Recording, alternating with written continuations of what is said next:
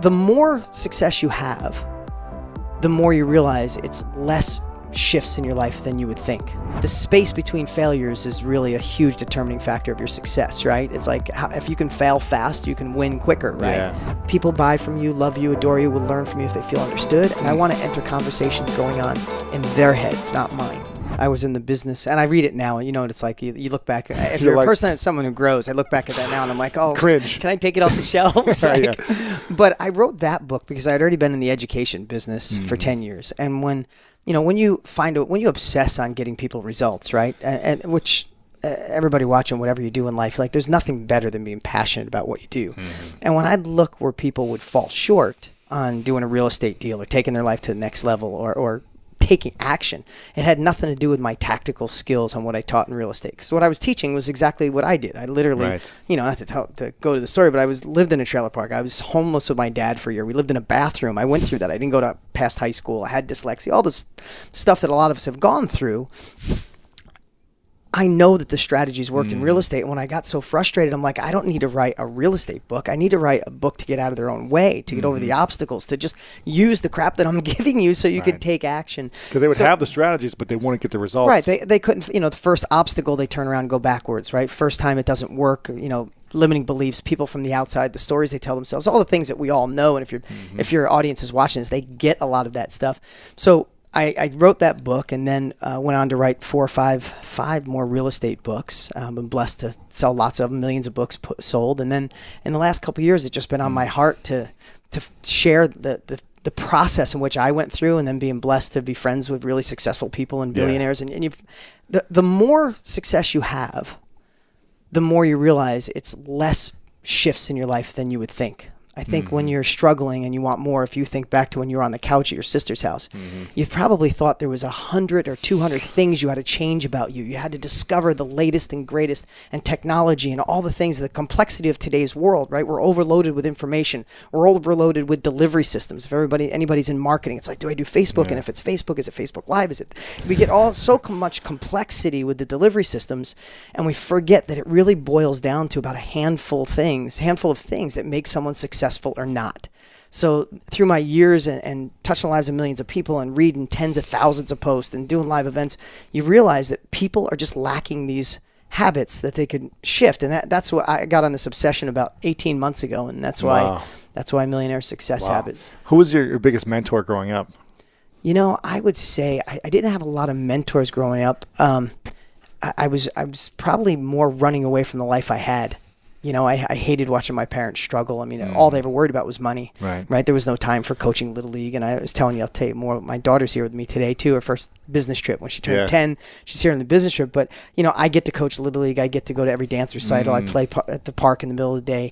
I watched my parents not have any of those options. They were great parents. They just didn't have those options. So I think I was running away from the pain of money and broke and all that. But I would have to say 18 years ago, Tony Robbins made a massive impact on my life. He's one of my dearest friends in the world now, but 18 years ago, it was his course and my journal where I said, someday I hope to meet him, and so I would say that he made a big impact on me for sure. That's crazy. Wow. Okay. How did you get out of the scarcity mindset or the scarce life you were living in, where you were in the trailer park or you were living in a bathroom and your parents had these conversations? How did you shift it? Was there information you learned from Tony or from someone else that helped you get started? It's funny. I've been asked that question before, and I don't have a specific epiphany like, this one moment. I can remember thinking throughout high school and even in my early 20s, maybe not my early 20s. I flipped pretty quick, right around 20 years old. And you didn't go to college, right? No, I didn't go to college. No, I barely got out of high school. Right. But I can remember thinking in high school, whatever years that was, is that, I hope someday I can get a job and make $1,000 a week and just get by. I'm not that smart because I had trouble reading. I still can't read great, but I've just had dyslexia is what I think it's been diagnosed now, but I still can't comprehend good when I read, but I didn't realize I was an audible and visual learner. I could listen to a book and I'll memorize the whole book. I could watch somebody on stage and emulate that if it fits my life, but sometimes we're judged by a scorecard it's an outdated scorecard, right? So not only did we not have money, I also felt, I'm not smart enough to go to school. And something changed around 17, 18 years old. Just something flipped. And I noticed, and this is going to sound like it's a pitch for the book, and it's not, but I noticed the people in my town, this little tiny town I grew up in upstate New York, the people that had money, the people that seemed happier, I don't know behind the scenes, but they seemed happier, more fulfilled. They were more relaxed. Like life just happened, like they were walking up a ladder instead of like my family seemed like they were running on a treadmill. You know, it's like we're going fast, but we're not going anywhere. So why is this guy or this woman in this town doing so well? And I remember just obsessing on it. And what I noticed, it was, I didn't call it habits. I'd love to say I figured this out when I was in my 20s, but what I realized is they just did different things than my family and my friends were doing. And I just started obsessing on that. And I was young enough and naive enough to just think I could do it. Wow. You know, I mean, sometimes you wish you could give that gift to somebody in their 20s, 30s, 50s, 70s, right? I had the gift of being naive and a little dumb and not listening to anybody. I mean, in 1998, I did my first infomercial. Wow. And almost 20 years ago. Yeah. In 1998, I filmed my first one. And my sister, my daughter's aunt, my daughter's sitting here with us, my sister drove from Virginia. Because by then, so in 1998, I had an apartments, I had a collision shop, I had an auto sales, and I was building houses. Wow. Doing it from that broke kid, I was doing How well. old were you when you started that? I was probably in 1998. It was 20 years ago. I was 28, 29 years old. So in your early 20s, you started to do real estate and everything else. So I hit it big in real estate by the time I was 26, 27 years old, just by taking action, knocking on 1 million doors, and finally got someone to do a no money down deal with me when I was 20, and then another one, and I rolled that into the next deal, and consistent action. Consistent action. Yeah. And consistent, failing and getting back up, right? The space between failures is really a huge determining factor of your success, right? It's like if you can fail fast, you can win quicker, right? Yeah. So I remember I decided to do an infomercial. I'm going to write a book on how to make money and go on TV. And my family lost their mind. Like my sister drove from Virginia to sit down with me and say, "It's time to get real. You did good. You got lucky. Not lucky. You work hard. You got here, but you're going to blow it." And I remember that that conversation like it was yesterday. It's your sister. My sister. And she did it out of pure love. She thought she was protecting me. How many people listening right now want to listen to you or do something, go, "Oh, you're listening to that, wasting your time. Just get real." Right. Do something. So I remember that conversation, and I literally almost gave up on it. I remember going to cancel the whole thing and say, "What am I thinking? I can't read that good. I'm going to write a book," and all this stuff. And luckily, I just remember thinking, if I keep these patterns, I'm going to continue the same process my family has, and I want more. And we filmed it, and the show went on TV, and it aired in 1999, and I went 17 years straight without missing a day on TV. 17 years. Without missing a day on TV. Has it stopped now? Or? It stopped because we're going from my real estate book to this, so we're just pausing until the show I did with Larry King is going to roll out on Millionaire Success Habits sometime. 17 years. Yeah, I didn't miss a day on TV.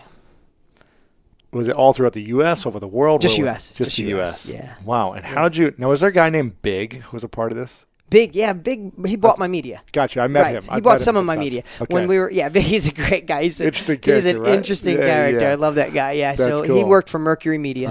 And I had 3 media. At one time when we were really cranking, I had 3 media companies at the same time. Just buying media for it. Yeah, we were running out of media. It was converting so well. Wow.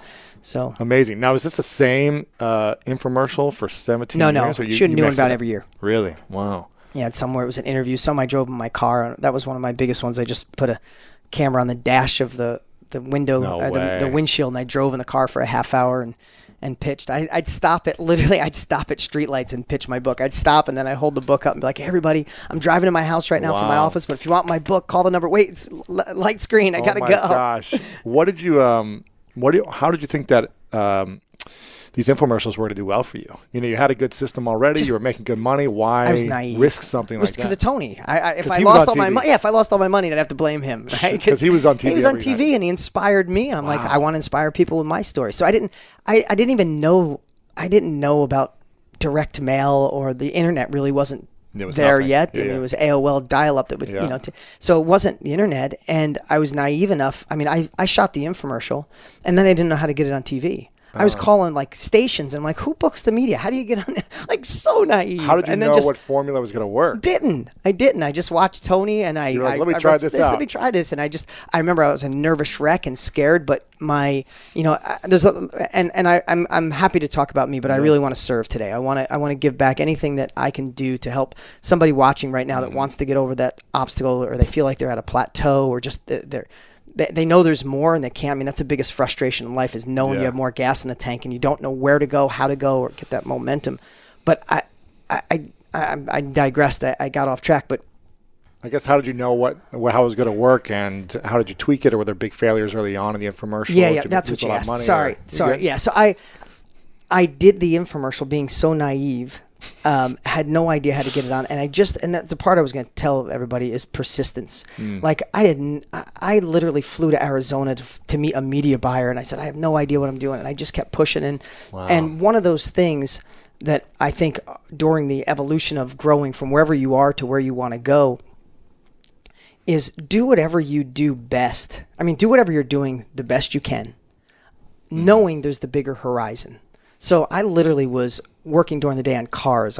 I'd paint cars. I was doing collision repair at night. I'd go work on my apartments, and I was a plumber and hung sheetrock, and I'd work till midnight on houses, and I was tired, but I had a dream. I knew I wanted to help people do better. So it made what I was doing okay, because I knew there was more. So the big problem I see is people want more and they hate what they're doing. So that they're in a state of mind where, God, when I'm done with this crap, then someday I'll reach my dreams. And if you can flop that to go, no, this is the gateway to my dreams. I don't care that I'm serving coffee, or I'm painting cars, or I'm a teacher right now, or I'm on my sister's couch. Like, this is what I have to do, and I have to do it the best. Become a master at this. Just become a master at that, and that's the income and the security and the mindset that fuels the next level. It's not, this is miserable, I hate it, I feel the next level, and now I'm amazing. It's like, you need to master that. Yeah, the process. Yeah. You got to fall in love with that process. You do. You have to, and the evolution and the failure. You're not going to have like overnight success. It took you probably 10 years until you got into that next It's like phase. the first time you see an actor in a movie and you're like, man, I never saw that person. Overnight success. It's like they don't show the summer stock and all the stuff, the millions of theater and no money and editing. All the extra work that he did, sitting there drinking coffee in the background. Yeah, exactly. Wow. Okay. Can you share...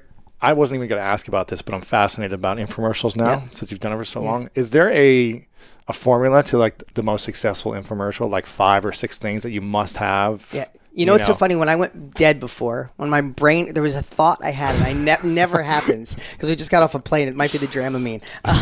But I went flat for a second, because what I was thinking, what I was going to tell you is, you said, how do you know it was going to work? And what I'd share with anybody watching in any kind of marketing or any kind of persuasion or any kind of attracting somebody, persuading someone, and getting them to take action. When I look back at those original infomercials, I had 2 things going for me. I wasn't the smartest guy in the world, struggled reading, insecure about that, wasn't college educated. I don't have a really incredible vocabulary. It's hard for me to articulate certain words because they're not in there, right? But what I had is enthusiasm and authenticity. When I look back at those infomercials and they hit like monsters, I mean, one infomercial I did, one of the first sit-down infomercials I did 150 million in sales. Wow. Just one infomercial. And how long of a period was that over? About 18 months. Wow. It's amazing. And I look back at that, and I don't say that to brag, and that's not profit. It's, of course. You spend a lot of media. Of course. So I don't want anybody, I'm not, and I barely say anything about money. I'm saying that to make an impact, because I wasn't the smartest guy. I didn't go to college. I didn't come from anything. Most people watching are way further ahead than I was when I started. You weren't trained on the camera. You weren't. But what I did have is, I look back even at those old shows where I'm embarrassed to see myself, and my New York accent was like super heavy. That's where I grew up. Is I had authenticity and enthusiasm, and I think people could see this guy really wants to help. It wasn't scripted. It wasn't perfect. I stuttered. I said words wrong. I mean, I look at some of those, I use the wrong words in the wrong context, but it still converted. And as I evolved, so you say, what's the foundation? Like as I evolved, and I did the first time I did a sit down Larry King style infomercial. He's the one that gave me the idea for that. Then I did the one where I was driving in my car. The reason I did that driving in my car is I wanted people to know that I wasn't using a teleprompter. There wasn't somebody scripting me. There wasn't a million cuts. It was me just driving. It wasn't produced. It was me driving from my office. I started it with a backpack. I said, I'm going home. You want to take a ride with me? And I talked till I got home. You, Brianna, and my son were probably 3 and 1. When I got to the door, they came running out. That was the end of the infomercial. That's cool. Right? And that wasn't even planned. They just ran out because Dad was home, right? Wow. But I did that because I could tell the authenticity and the enthusiasm I had to change people's lives was there. So what I'd say for an infomercial, for any kind of marketing, for selling yourself, you still need the core. I mean, what I wrote in this book, but what you need is the core foundations of what success are. Now, I would say a couple of things when it comes to persuasion. Out of all my years of doing this and being lucky to sell, I wasn't a scientist of selling. I was just I had an innate ability to sell through that passion. And then you get your 10,000 hours in and all of a sudden it becomes good, right? Yeah. So on the job training, of course, right? Of course. But when I look back, and if I go off in an area that you want to reel it back in, but people buy from you, will love you, will learn from you, will give you a promotion when they feel understood, not when they understand you. And that was one of the biggest lessons I read. When you watch someone who is so full of knowledge, so full of wisdom, and wants to sell their product, sell themselves, get the raise, close the deal at the boardroom, they always want to just exude who they are, their credentials, what they have, and how they could solve the problem. And that will get you so far. Like, being great at sharing who you are will get you out of Egypt. Understand how people feel and letting them feel understood will get you to the promised land, right? So when you go to an audience or you're talking to close a deal, most people want to share. Most of the time you just need to be quiet and find what's going on in that person's life. Be an expert at the temporary state of mind. Like, understand what they're going through at that minute and let them feel understood. When you let people feel understood, when someone's watching you, and you do an amazing job, dude. I've been watching you forever, and I love what you do. But when someone watches you and go, man, that guy gets me. He understands where I'm going at. He understands my struggles. He understands where I want to go. That's someone I can hitch my cart to, rather than someone who's got great credentials and tells you can go, I understand that person, but I don't think he understands where I'm at. Right? And so the two things when it comes to an infomercial, comes to anything with persuasion, the two things I always tell myself is, how do I make sure that person feels understood? And secondly, how do I enter a conversation going on in their mind, not mine? You know, when you were on your sister's couch, you had different struggles, right? Absolutely, now I come to Doheny Drive in LA, you're in a completely different world, a completely different space, flying to the White House and all this stuff that you got going on. The conversations in your head have changed dramatically from when you were on your sister's couch to now. Yeah. So what happens, and I've watched this with marketers and people in business, as they evolve, they hit a certain, you remember that pain, that passion, the desire for more. I mean, you could probably close your eyes right now and remember that desire and thinking, am I ever going to make it? And even a little bit of envy for maybe some of your buddies who made it, or a little jealousy. Doesn't mean you wished ill thoughts on them, but it's like, damn it, they made it. I don't have it. What if I never get it? If you remember that pain, if you remember that process, you remember that thoughts, you will always serve anybody watching who needs that. But what happens to some people is, as they evolve, and you're going to join the country club, maybe you're going to get married, you're going to move to the suburbs, now you got an accountant and you got 2 assistants, and now should I hire a sales team? Got a private jet, and then is the pilot going to be late? And then you're like, I got a Facebook team. Should I outsource the Facebook marketing? And all of a sudden, your conversations change. You get to do an interview, or you pitch on camera, or you do an infomercial, and all of a sudden you're having conversations in your head, and your audience feels disconnected. Yeah. And you don't even know why. You're like, what did I miss? Because now you're asking questions of a completely different group because you've evolved. So the two things, again, I always go back to, even before I turn the camera on, before I go on stage, before I do an infomercial, I said, people buy from you, love you, adore you, will learn from you if they feel understood. And I want to enter conversations going on in their heads, not mine. Wow. Powerful. So two simple, like such simple little things, but it's a foundation for persuasion. Amazing, man. So what are some of the habits then that you learned over the years that the millionaires have that the rest of people don't have? So this one's going to sound crazy, but this is one that I shouldn't say it sounds crazy. It sounds too simple. But this one has been a passion of mine for the last probably 2 years more than ever, last 6 months especially. I told you before with being a dad, you always want to be able to look in the mirror, no matter how much money you're making or what you're doing for a living, and look at that person and say, are you good with you? Like, are you compromising who you are? Are you going against your values to be successful? But, you have to have that conversation with the man in the mirror, right? Yeah, absolutely. But when you have kids, it compounds times 1,000. Anybody watching who knows exactly what I'm saying. Kids don't do what you say; they do what you do. So you have somebody watching. If I want to be the best dad possible, I need to keep evolving and faster than ever. So I would say a morning routine, this is just one of them that's been huge in my life, is setting my day up for success.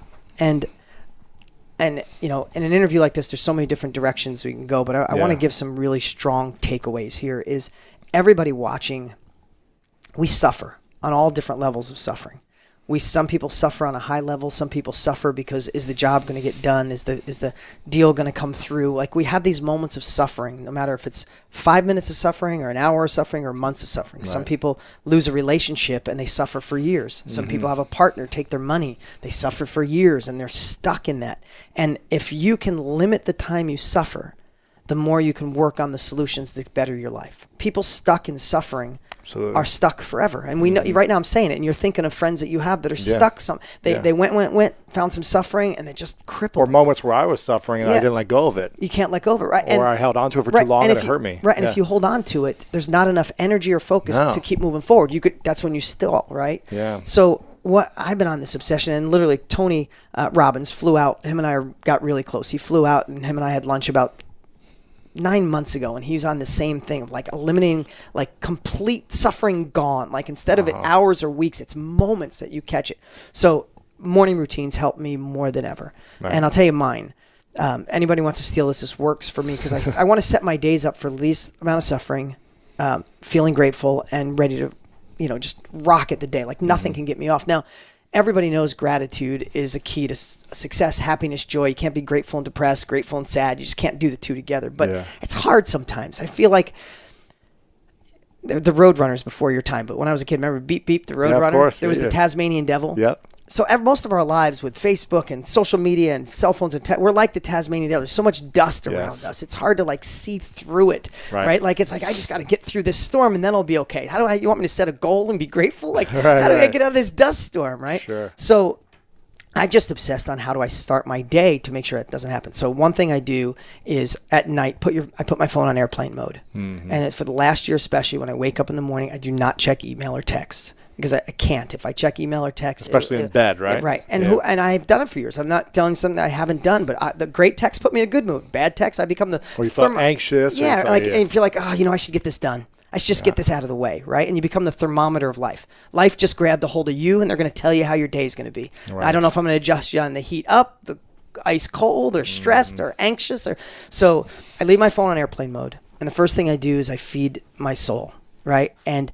And that's not this, I'm just being honest. I don't chant. I don't do hours of meditation. What I've done is I've lowered the bar of gratitude. Now, these are habits that you think, this is revolutionary. These are the habits that have made me successful, make me keep going forward, push through the negative times, keep reaching for the next thing. So I find gratitude, but I've lowered the bar. And I just said this, but I'll wake up some mornings and be like, damn, these sheets are amazing. 150,000, you can Google it, 150,000 people die every day. There's some days I just wake up and go, damn, I'm not one of them. I'm here.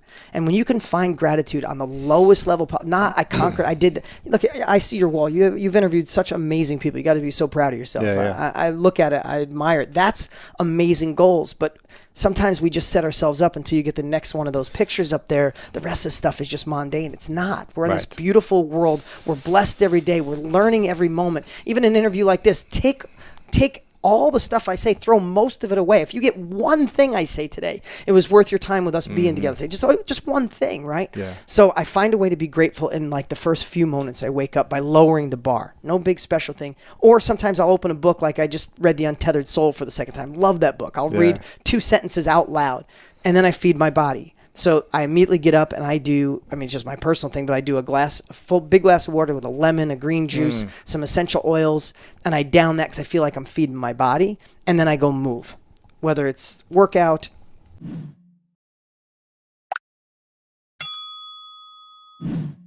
Run, exercise, and someone isn't working out, I just move. And those 3 things set me up for a successful day.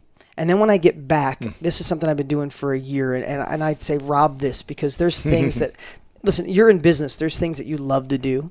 It's your core competency. You were put on this earth to do. It's interviewing, it's meeting people, it's networking, whatever you have is meant to be. But there's some things that you do, it's like, I don't want to do that conference call. I don't want to sit with my accountant and go over numbers. Right, whatever it is, right? And I used to think, man, I have to do that today. And I just switched that. In the mornings, I write a quick little list every day of what I get to do.